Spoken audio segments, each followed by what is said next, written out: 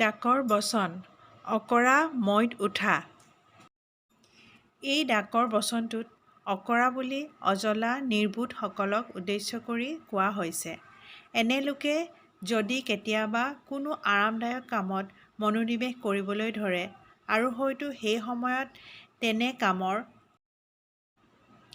একো ফলাফল নাথাককে এবাৰ তেনে লোক এই অকৰা মৈত উঠি ল'লে তেখেতক সেই কামৰ পৰা সহজতে এৰাই আনিব নোৱাৰি।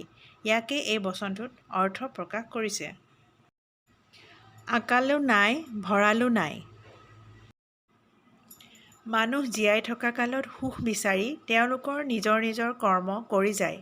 তাৰে কিছুমান লোক সৌভাগ্যৱান হয় আৰু কিছু লোক নিত্য দৈনন্দিন দিনৰ চিন্তা কৰিহে চলি থাকে। তেনে লোকৰ সাঁচতীয়া ধনো নাথাকে আৰু অভাৱতো থাকিব লগীয়া নহয়। এনে লোককহে প্ৰকৃততে সুখী বুলিব পাৰি। এওঁলোকৰ ধন সাঁচিবলৈ চিন্তাও নাথাকে আৰু ধন আৰ্জিবলৈ গৈ বিপদ বিঘিনিৰ পৰাও আঁতৰি থাকে। Thank U.